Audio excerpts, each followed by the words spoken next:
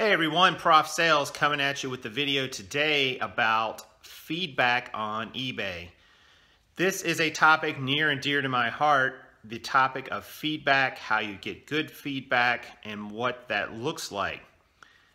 We are all in business to service our customers as resellers. We forget that our buyers are customers and we must meet and frequently exceed their expectations or we will not get very good feedback from them.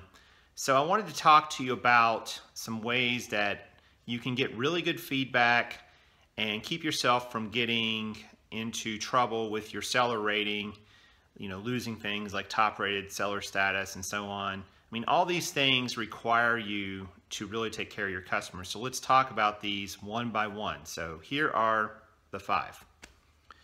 First of all is fast shipping. What does fast shipping mean? Well, that means something different to everyone. Most things that you sell are not going to be mission critical that they have to get there overnight or anything like that. And you're certainly welcome to offer people more shipping options if you like. I like to keep it simple. I sell a lot of used clothing, so I usually only offer one option for shipping, which is priority mail. I take the cost of that into consideration when pricing my item. But it gets there very quickly, and I've seen a lot of my feedback that people are really happy that the item was delivered quickly. Once someone's paid for something, they expect to get it. Even if it's a $1 item or a $10,000 item, they want to get their item and check it out and see what it's like and be able to get the use out of it. So fast shipping to me is important.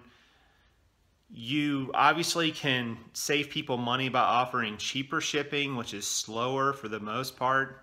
However, just because it's cheaper doesn't mean that people really think that it's worth saving a few extra bucks if they can go ahead and get their item and be using it quicker. So to me, fast shipping is the #1 way. And fast shipping also requires you to process the item quickly.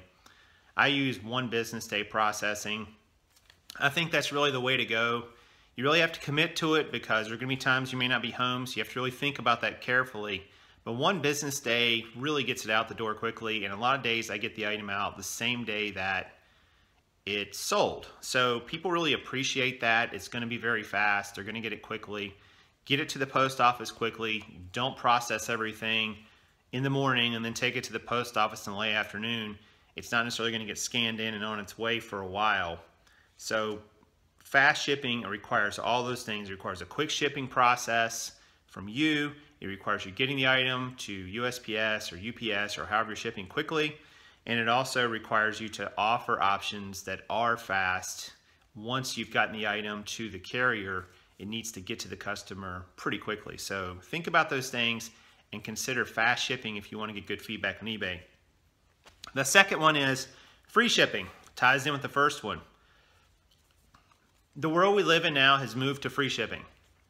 Amazon, which is the biggest e-commerce platform, offers free shipping with their Prime membership. People pay a yearly membership and they get free shipping on their orders. It's just what people are coming to expect. There are lots of resellers out there who still offer calculated shipping. I don't think that that's necessarily a bad thing. You're not going to lose money when you do that. However, the word free has such a powerful effect on your buyers that when you say things like free shipping, they feel like they're getting something for nothing. Now, the reality is you're going to include the cost of the shipping into your item price. But people don't really pay attention to how much it costs to ship something. And I'm not suggesting that if you can ship something on average for $6, that you charge people $12 in terms of your price. First of all, that's probably going to hurt your sell-through. And second of all, it's kind of dishonest. But at the same time, you need to include enough in there so you can still make a good profit on the item. Free shipping is the way to go, in my opinion, because it just tells your customer that you're not going to worry about shipping. It takes the shipping cost out of their vocabulary when they give you feedback. I mean, what are they going to do? Say they didn't like the shipping cost and it was free shipping? I mean, they could, but it doesn't really make much sense. So free shipping is the second best way, I think, to get great feedback on eBay. The third is your photos. Your photos tell the story. And what story do they tell? Well, they tell the story of your product. When you're selling items that are used, as many of us frequently do, you have to take photographs that accurately and completely describe the condition of the item. Now, that doesn't mean if you're selling jeans like me, for instance, and there's one little unravel somewhere on the bottom of the cuff that you've got to take a close-up and write up a paragraph about it. But at the same time, you need to take enough shots and of the pertinent items on the item to let your buyer know what the condition of the item is. The second thing this does is it also gives you a chance to photograph all the specific features or cool things about your item that people would want to know or see. You know, the old saying is pictures tell, a picture's worth 1,000 words. So keep that in mind. Take accurate, complete photographs that really show off your item. And this also requires you to have a good photo set up. You need a good dedicated place to take photos. Don't do it on your floor. Don't do it on your bed. Don't just throw it somewhere on a kitchen table.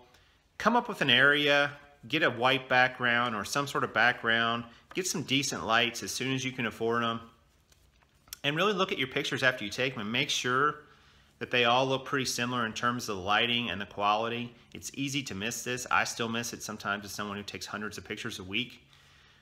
So make sure that your photographs accurately display your item and show it off. I mean, that's what's going to sell it on eBay, is the photographs. Amazon's a little different, obviously.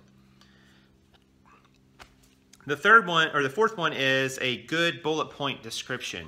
This ties in with what we were just talking about.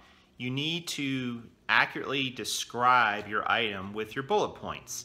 Now, why bullet points, you say? Well, yes, you can write a big wall of text. You can write paragraphs, you can write sentences. But let's be honest, people don't read it. And people don't care. They want to see quick, to the point facts about your item. And that's it. So to me, the best way to do that is a bullet point list. I have on average 6 bullet points on each of my items. Again, selling jeans, I talk about something to kind of soothe their mind and say, you know, these jeans were gently owned. They're not just torn all to pieces like some of them you see on eBay. The second bullet point, if there is a flaw or defect, that's where I point it out. The third, fourth, and fifth bullet point are the waist, inseam, and cuff measurements, because even though I put those in item specifics, not the cuffs because there isn't one, I put those in item specifics, but people still don't read it. And this gives me the ability that if someone asks a question, I can go look at the item description. If they say, how big around are the cuffs? I can look in the item description and see it. I don't have to go actually grab the item, which is inefficient and waste time. So that's why I put those there. And the last one, I tell them that it's fast and free shipping, which it is. People like to see that. So good bullet point description, I think, is important for feedback. When you throw it out there, you throw an item out there and you say in your description, it's a used item. Okay, well, people know that, but you've told them nothing. On the other hand, if you tell them the whole history of the item from the date of manufacture to the moment it's going to appear in their hands, they're going to get bored very quickly and stop reading. So you got to find a sweet spot.